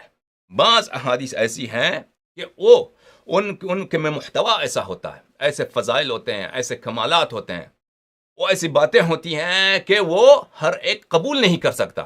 وہ وہاں پہ قبولی کی بات ہو رہی ہے، حدیثنا صعب المستصعب، وہ ایک باب ہے پوری اصول کافی میں، حدیثنا صعب المستصعب، ان الحدیث صعب المستصعب، اس میں یہ نہیں ہے کہ اہل بیت علیہ السلام کی بات کسی کو سمجھ نہیں آتی، وہی حدیث جس کا قبول کرنا مشکل ہے، کیونکہ اس میں ایسی کرامت ہے، ایسی فضیلت ہے، مثلا کہ عام لوگوں کے لیے اس کو سمجھنا، اس کو قبول کرنا، سمجھنا نہ کہ الفاظ نہ سمجھے، سمجھ تو جاتا ہے لیکن اس کے دل میں نہیں لگتا، اس کے دل میں نہیں لگتا، مثلا ایسی بات ہے، اس میں دل کو نہیں لگتا، وہ مثلا اس کا قبول کرنا مشکل ہوتا ہے۔ تو فرمایا ایسے احادیث جو آپ کو سنائے جائیں تو اس کو آپ رد نہ کریں، آپ اس کو رد نہ کریں، نہیں فرمایا کہ تم اس کو نہیں سمجھو گے، سمجھ آتی ہے لیکن آپ کی دل کو نہیں لگتا، آپ کی دل کو، آپ کے لیے قبول کرنا اس کو کہتے ہیں کہ ہمیں یہ سمجھ نہیں آتی، اس کے لیے ہم اس کا کیا مفہوم ہے، اس کا قبول کرنا، اس کا منظور مراد کیا ہے، کیونکہ ہمارے دل کو نہیں لگتی، نہ کہ یہ الفاظ اس کے سمجھ نہیں آتی، یعنی اس کا قبول کرنا ہمارے لیے مشکل ہوتا ہے۔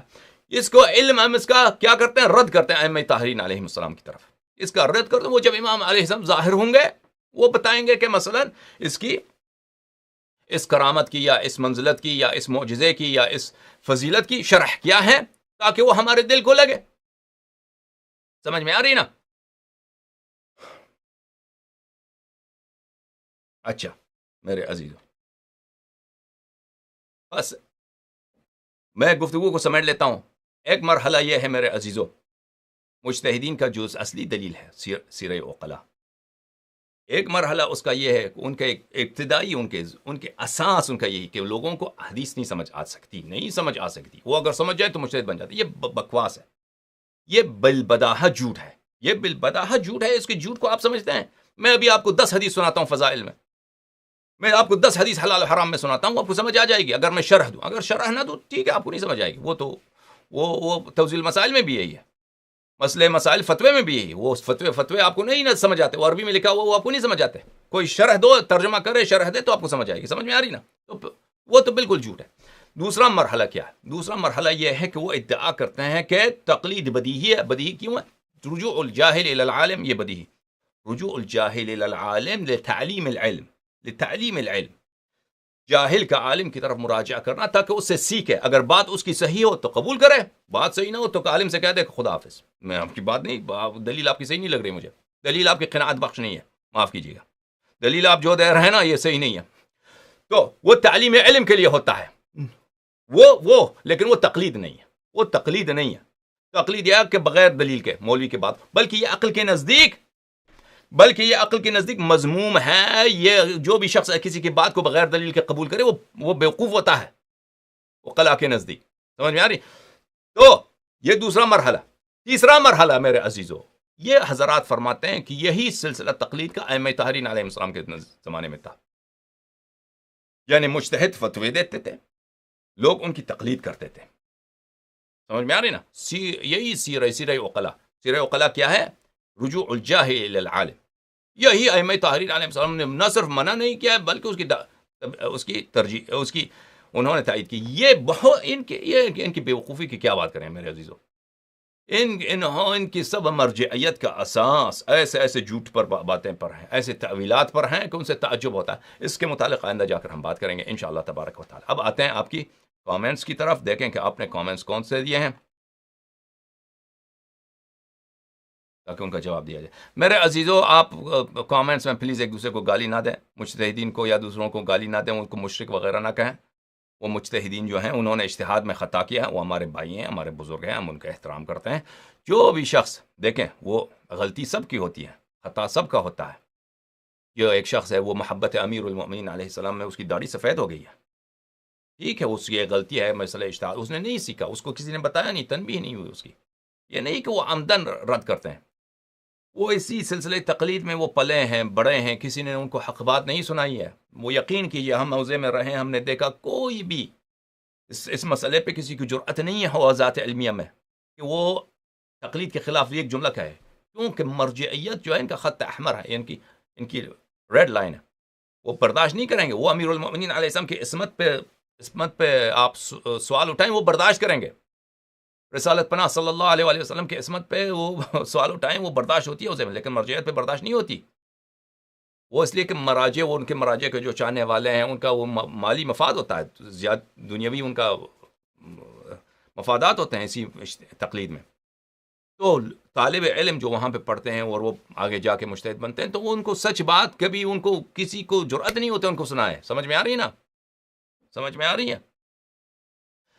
لذا اگر وہ نہیں جانتے تو اغلب یہ احتمال یہی ہے کہ ان کو سمجھ نہیں آئی. اگر ایک شخص کو سمجھ نہیں آتا تو اس کا مطلب یہ نہیں کہ وہ واقعا مخالفت اہل بیت علیہ السلام کرنے کی نیت رکھتا ہے.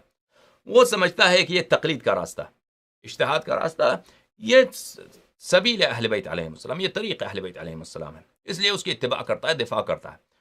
تو ایسے شخص سے جو دشمن نہیں ہے, محب اہل بیت علیہ السلام ہے, اہل بیت علیہ السلام کے فضائل سننے میں اس کو مزہ آتا ہے, امام حسین علیہ السلام کے مصائب پہ وہ اشک بہاتا ہے, روتا ہے, صرف اجتہاد و تقلید کی وجہ سے اس کی تفسیق نہ کریں, اس کی لعنت نہ کریں. خدا آپ کو جزائے خیر دے. سمجھ میں آ رہے ہیں؟ ان سے محبت کے ساتھ, وہ ہمارے بھائی ہیں. کیا کہہ رہے ہیں, تم کون سے دین کی خدمت کر رہے ہو؟ حمزہ مہدی صاحب, کیا میں اہل بیت علیہ السلام مسلمانوں میں تفرقہ چاہتے تھے؟ کیا میں اہل بیت علیہ السلام امت کی خیر خواہ اور انسانیت کے لیے راہ نجات نہیں ہیں؟ آپ نفرت پھیلانا چاہتے ہیں. بھئی میں تقلید کے متعلق بات کر رہا ہوں. اگر کوئی علمی اشکال ہے سیرہ, وہ بھی صرف سیرہ وقلا پر, میری باتوں پر, وہ کر دیں. خارج از موضوع آپ کے اشکالات ہیں, وہ چاہے سچ بھی ہوں, میں جواب نہیں دوں گا. میرے مومنین بھائیوں, جو شخص بھی مجتہدین وہ مراجع کے خلاف آج بات کرے گا. اچھا, داعش کے متعلق بات کر رہے ہیں. سلام, میں نے ایک مسجد کے مولوی سے سوال کیا تھا تقلید کے بارے میں. اس کا کہنا تھا ان مجتہدین کے امام مہدی علیہ السلام سے ملاقات ہوتی ہے, ان کے حساب سے یہ لوگ فتویٰ دیتے ہیں اور تقلید کرنا لازمی ہے, ورنہ آپ شیعہ اور بھی کسی سے پوچھا تھا کہ انقلاب جو ایران میں آیا اس کا کیا کہنا ہے, تو ان کا کہنا کہ جو اس کے خلاف ہے وہ تو کافر ہیں, اور بھی بہت کچھ. اس بارے میں آپ وضاحت کریں مہربانی. یہ جو کہیں کہ فتویٰ ہم دیتے ہیں امام علیہ السلام سے ملاقات کرنے کے بعد, یہ بالکل جھوٹ ہے. یہ بالکل غلط ہے. یہ مجتہدین خود بھی نہیں کہتے, یہ پاکستان کے مولویوں کی یہ جھوٹی باتیں ہیں, آپ کو سنا رہے ہیں. اچھا, جو بھی مرجعیت کے خلاف بکواس کرتا ہے اور مہدویت کے خلاف بکواس کرتا ہے وہ MI6 کا ایجنٹ ہے. یہ واضح ہے, اس کا کوئی پروف دینے کی کوئی ضرورت نہیں ہے. جو مرجعیت کے خلاف بات کرے وہ MI6 کا ایجنٹ ہے. یہ آپ کی عقل ہے. یا یہ بات سچ ہے کہ شیعہ عائشہ پر تہمت لگاتے ہیں زنا کی, جن کے بارے میں سورہ نور کی آیت نازل ہے؟ یہ سوالات جو کر رہے ہیں یہ موضوع سے کوئی تعلق نہیں, کوئی علمی اشکال نہیں ہے. یوٹیوب پر آپ چلتے ہیں, فیس بک پر. اچھا,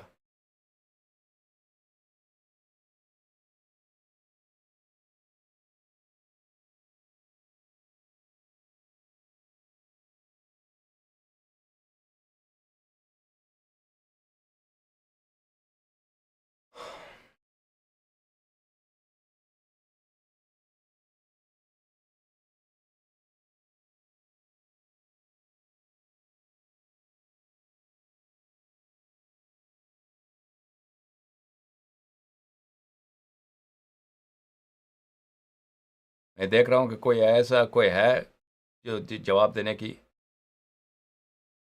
لائق ہے, کوئی ایسا سوال ہو. میری اسد صاحب, میری زوجہ اور میں آپ کا لیکچر دیکھ رہے ہیں. میری زوجہ پڑھی لکھی نہیں ہیں, لیکن ابھی میں نے ان سے پوچھا من کنت مولا حدیث کیا, اس نے کہا مولا علی علیہ السلام. ایسے ہی ہمارے آقا ہیں جیسے نبی پاک. آپ نے صحیح کہا, یہ جھوٹ بولتے ہیں کہ ہم حدیث نہیں سمجھ سکتے. مولا آپ کو سلامت رکھے. بالکل, دیکھیں حدیث کو سمجھنا یعنی اگر کسی کو آپ بتائیں تو وہ سمجھ جاتا ہے. سمجھ میں آ رہی ہے نا. ہم اگر کہتے ہیں کہ اہل بیت علیہ السلام کی اتباع کریں, اہل بیت طاہرین علیہ السلام کے زمانے میں بھی اہل بیت سب لوگ عربی زبان نہیں تھے. سب لوگ اگر عربی زبان تھے تو بھی وہ ایسے نہیں تھے کہ ان کی رسائی تھی اہل بیت علیہ السلام کے پاس تک. اکثر لوگ یہی تھے کہ وہ وسائط ہوتے تھے, واسطے ہوتے تھے, جو لوگوں تک وہ احکام پہنچاتے تھے. وہ احکام پہنچانے والے احادیث پہنچاتے تھے، احادیث سمجھاتے تھے لوگوں کو، اور اسی بنا پر شیعوں کا عمل تھا، یعنی احادیث کا نشر کرنا اور احادیث لوگوں کو سنانا، یعنی طاعت صرف ائمہ طاہرین علیہم السلام کی طاعت، کس کی بات پہ عمل کرنا ہے؟ صرف ائمہ اطہار علیہم السلام کی بات پر عمل کرنا ہے۔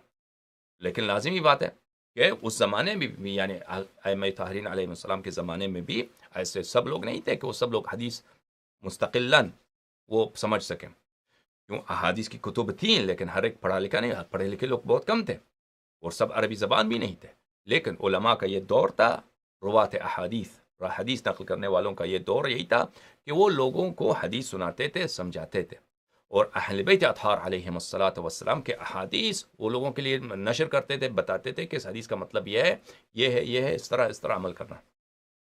یہ عمل ہوتا تھا شیعوں کا، اور یہ بالکل ایک جھوٹی بات ہے، لوگوں کو نہیں سمجھتے، وہ نہیں سمجھ سکتے، وہ کیا مطلب لیتے ہیں نہیں سمجھ سکتے۔ جب آپ سے مولوی حضرات، معمم حضرات، یہ جو حجت الاسلام کہلاتے ہیں پاکستان میں، ہندوستان میں، یہ کہیں گے کہ لوگ نہیں سمجھتے، یا مجتہدین جو قم میں یا نجف اشرف میں، وہ کہیں گے کہ لوگ حدیث نہیں سمجھ سکتے، وہ کیا مراد لیتے ہیں اس بات سے؟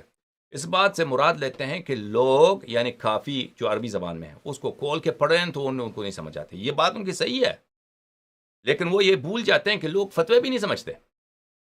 جو فتوے مجتہدین لکھتے ہیں وہ عربی زبان میں لکھتے ہیں، اور وہ بہت مشکل زبان میں لکھتے ہیں، یعنی جو فتوے کی زبان ہوتی ہے وہ حدیث کی زبان سے زیادہ مشکل ہوتی ہے۔ علماء کے جو بیان کرنے کا اسٹائل ہوتا ہے وہ احادیث سے زیادہ مشکل ہے، کیونکہ حدیث اہل بیت علیہم السلام یہ ہے کہ وہ عام لوگوں سے بات چیت، ڈائلاگ کے پہ مشتمل ہے۔ سمجھ میں آ رہی ہے آپ کو؟ تو وہ بالکل عام فہم بات کرتے تھے اہل بیت اطہار علیہم السلام، لیکن علماء جو لکھتے ہیں وہ علمی انداز میں، علمی اصطلاحات میں لکھتے ہیں، ان کو سمجھنا عام عربی زبان کے لیے بھی آسان نہیں ہے۔ سمجھ میں آ رہی نا؟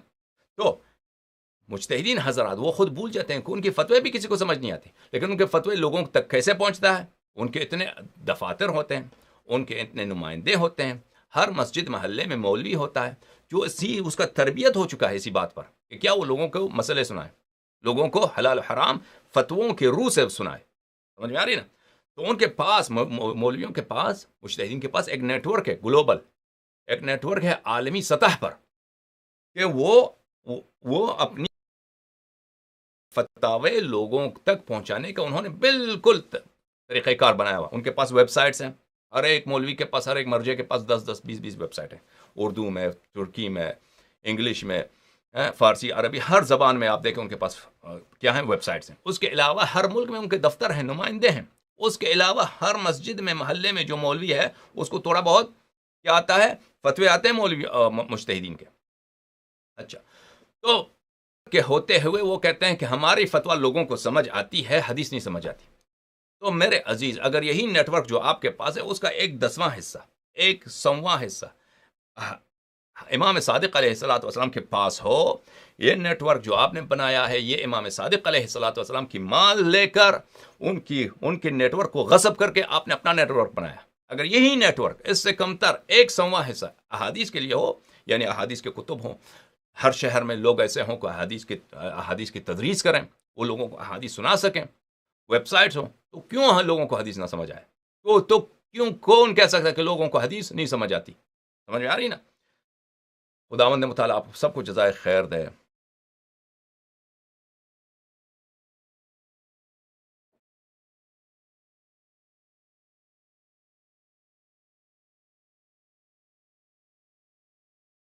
یہاں پہ اکمل کوئی حسین صاحب کہتے ہیں کہ انہوں نے حوالہ مانگا ہے۔ کیا حوالہ مانگا ہے بھائی؟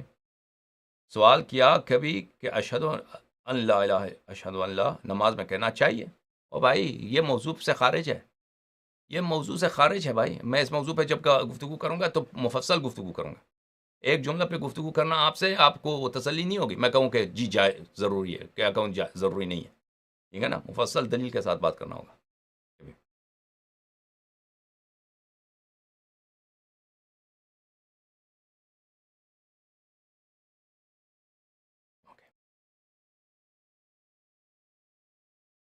اوکے، بہت مہربانی آپ سب کو، شکریہ۔ اللہم صلی علی محمد وآل محمد، اللہم کن لولیک الحجۃ ابن الحسن صلواتك عليه وعلى آبائه في هذه الساعة وفي كل ساعة وليا وحافظا وقائدا وناصرا ودليلا وعينا حتى تسكنه أرضك طوعا وتمتعه فيها طويلا. اللهم صل على محمد وآل محمد وعجل فرجهم الشریف. خداوند متعال آپ سب کو سلامت رکھے. یا علی مدد، یا علی مدد، یا علی مدد.